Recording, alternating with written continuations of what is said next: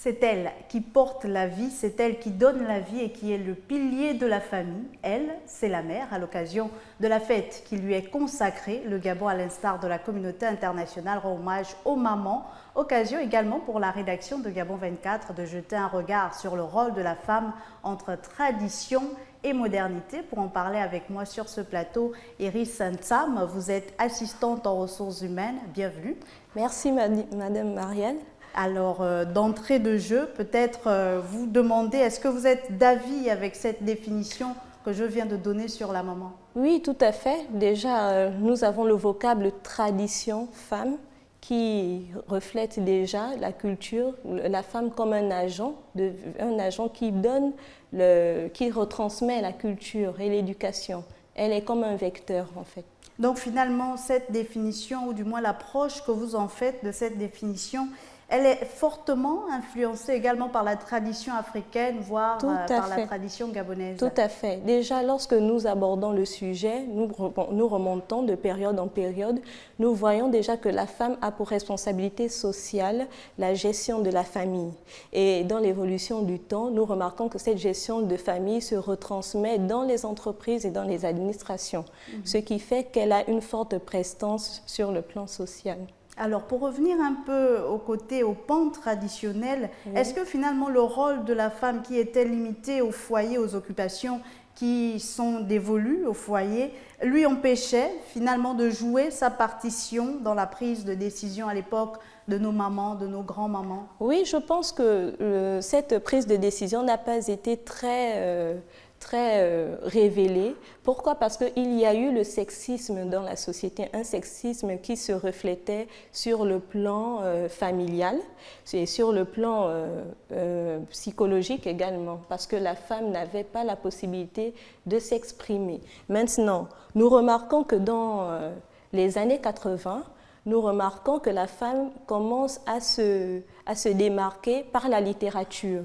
Nous avons la représentation de notre écrivain, Justine Minsa, qui vient dans les années 2000 nous écrire l'histoire d'Aou et qui reflète déjà les inégalités de la femme au sein de la société gabonaise. Et elle nous demande, à travers ces questionnements, d'y remédier. Quel est le prix de la veuve au sein de la société gabonaise? Qu'est-ce qu'elle a à payer dans le couple?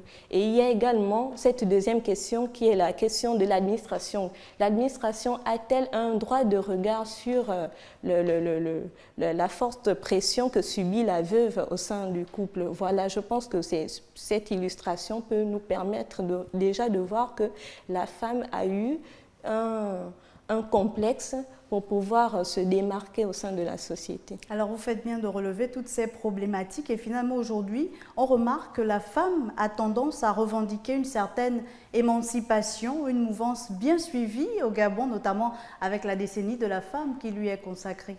Oui, normalement moi je pense que la décennie de la femme se reflète tout simplement dans son activité.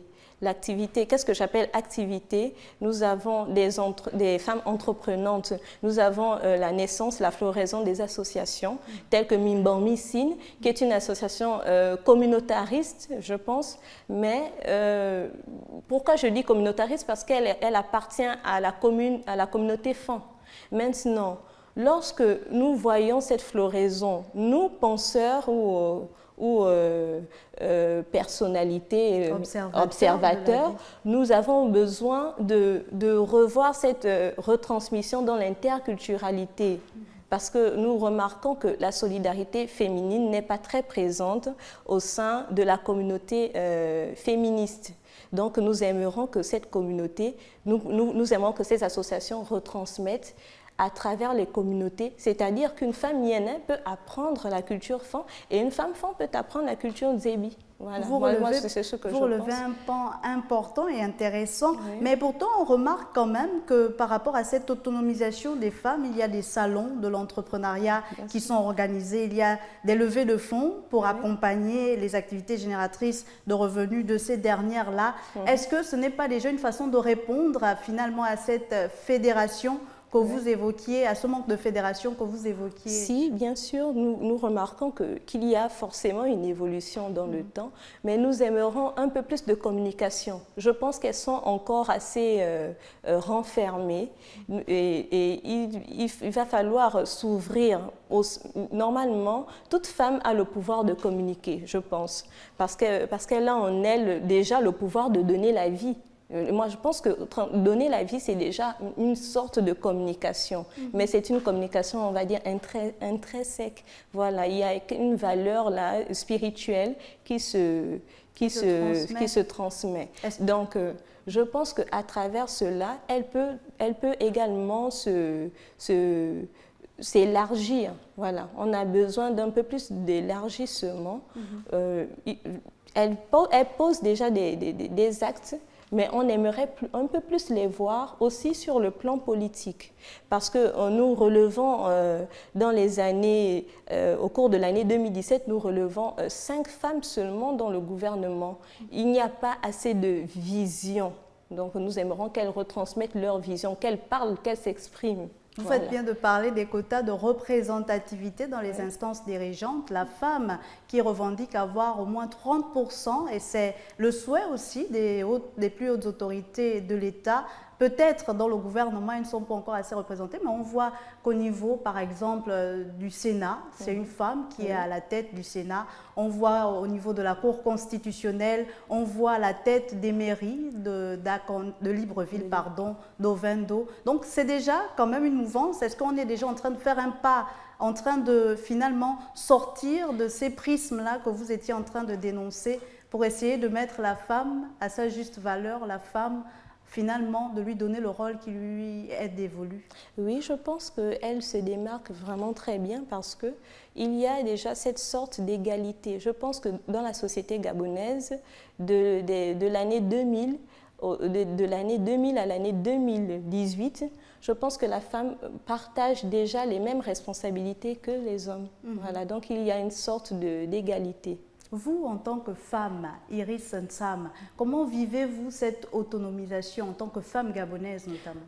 Je la vis particulièrement bien dans mon épanouissement. Pour moi, je pense que la culture est le summum de la liberté. Aucun peuple ne peut vivre sans culture. Pourquoi? Parce que si nous, femmes, nous ne retransmettons pas nos valeurs à travers la culture, on n'aura pas de développement au sein de notre pays. Donc, moi, pour ma part, ma culture, sur le plan éducatif, porterait un plus à mes sœurs, aux femmes, c'est-à-dire celles qui sont plus âgées que moi et celles qui partagent la même tranche que moi. Donc je pense qu'il y a beaucoup à partager et j'aimerais qu'on offre un peu plus d'espace aux femmes pour pouvoir s'exprimer. Pourquoi je m'appuie sur l'expression? Parce que je constate que les femmes n'ont pas la force de toujours retransmettre leurs émotions. Est-ce que ce n'est pas finalement dû à ce bagage traditionnel qui accompagne encore notre société gabonaise où la femme était un peu reléguée au second plan? Si, bien sûr, je pense que c'est cela. Elles ont encore un peu peur d'être stigmatisées, d'être préjugées, mais je pense que c'est l'écriture qui va également lui permettre de se faire valoir.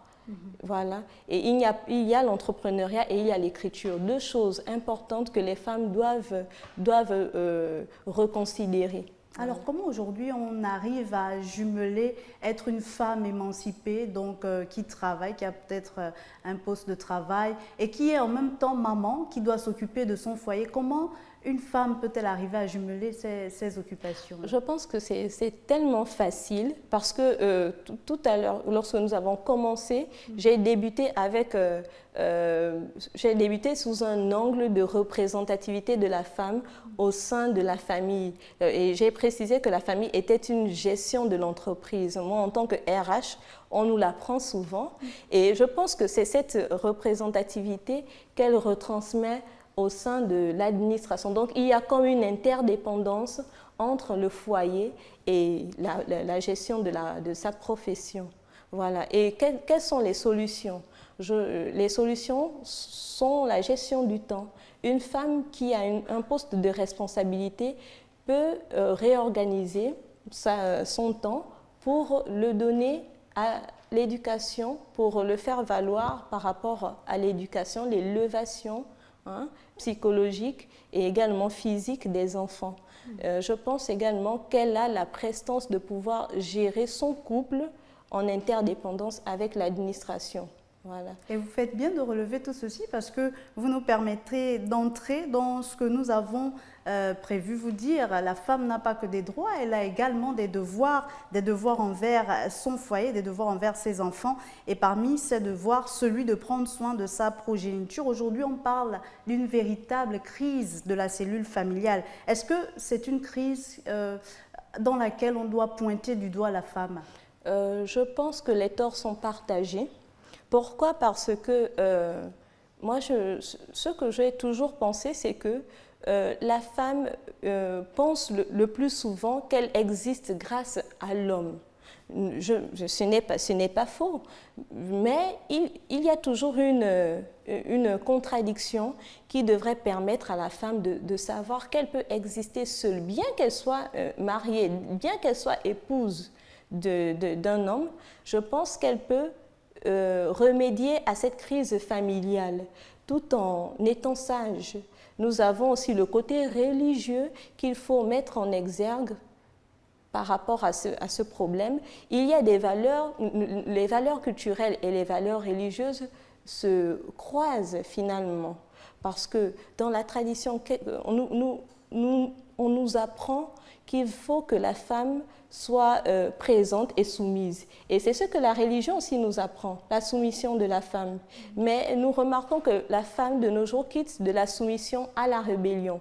Mais cette rébellion n'est pas synonyme d'émancipation. Je pense qu'il y a une contradiction au niveau. À ce niveau-là. Mais est-ce que finalement, aujourd'hui, on voit des associations de femmes commerçantes, on voit des femmes qui se retrouvent par rapport à certaines activités génératrices de revenus, comme je faisais état un peu plus haut, mais peut-être pas assez des femmes qui se retrouvent également pour éduquer les enfants en ONG, pour sensibiliser cette jeunesse-là. Est-ce que le mal n'est pas à ce niveau-là? Si, je pense que le mal est à ce niveau parce que je parlais tout à l'heure d'information, de communication. Les femmes ne communiquent pas assez. Il va falloir faire c'est-à-dire une transmission de ces valeurs-là qui existent bel et bien dans notre pays, de ces associations. Et tout à l'heure, je citais l'association Mimban Missine. J'ai déjà aperçu cette association. Ces transmissions, ces retransmissions, c'est leur éducation, comment elles éduquent les femmes, comment elles s'ouvrent aux jeunes filles. Et j'ai constaté que beaucoup de filles ne savent pas qu'il y a des associations ici qui s'occupent de l'éducation de la femme sur le plan culturel et bien sûr sur le plan moderne. Alors vous parlez du manque de communication, mais qu'est-ce qui crée aujourd'hui qu'il y ait un manque de communication entre ces différentes femmes-là? Je pense que le manque de communication se trouve au niveau de la dépression en fait. Les femmes vivent une certaine dépression dans leur foyer. C'est-à-dire? Et elles sont battues. Le plus souvent, nous comptons 53, le Fonds national d'aide sociale, autant pour moi. Le Fonds national d'aide sociale a constaté que 53% des femmes sont battues au sein de notre pays. Et c'est l'un des facteurs qui empêche les femmes le plus souvent de s'exprimer.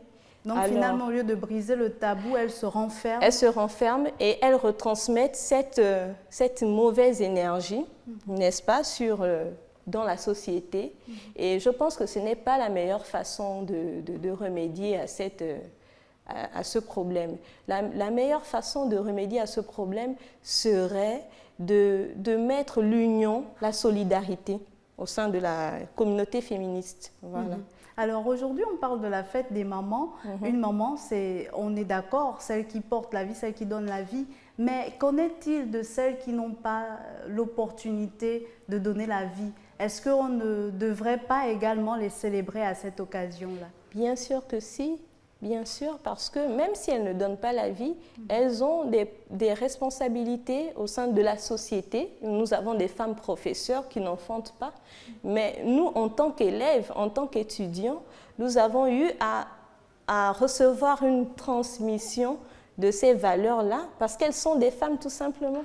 Voilà. Moi, je pense que la femme n'est pas femme seulement lorsqu'elle enfante, elle est également femme lorsqu'elle transmet l'amour à un enfant qui n'est pas son enfant, voilà, qui n'est pas le tien. Et c'est la fête des mamans, on ne va pas leur ravir la vedette, mais on s'interroge avec vous, Iris Nsam, est-ce que cette fête, ce n'est pas également l'occasion de rendre un hommage mérité à certains papas? Bien sûr, je pense que là, il y a ce qu'on appelle une interdépendance, une transgression, on va le dire comme ça. La transgression, pourquoi nous quittons de la femme à l'homme? Nous connaissons très bien le proverbe qui dit le plus souvent que derrière un homme se cache une grande femme. Et je reviens toujours sur le côté religieux, hein, qui évoque souvent que la femme a été créée avec la côte de l'homme. Donc je pense qu'ils sont égaux. Je pense que la Bible décrète que l'égalité, il y a une sorte d'égalité entre la femme et l'homme. Et maintenant, c'est vrai que nous assistons à des stéréotypes dans notre société qui veulent empêcher certaines personnes de comprendre cette égalité. Voilà. Donc, voilà, je pense que pourquoi nous devons faire cette transgression? Tout simplement parce que la femme est égale à l'homme. Et c'est sur ce propos que nous mettons un point à cette émission. Merci à vous, Iris, d'avoir répondu à notre invitation, d'avoir accepté notre invitation. C'est moi qui vous remercie, Marielle. Occasion pour nous de souhaiter une bonne fête des mères à toutes les mamans, à celles qui ont donné la vie, à celles qui n'ont pas eu ce plaisir, mais qui par leur profession, leur vocation, s'occupent des enfants, et à tous les papas qui œuvrent au quotidien pour l'épanouissement de leurs enfants du fait de l'absence des mamans. Bonne fête.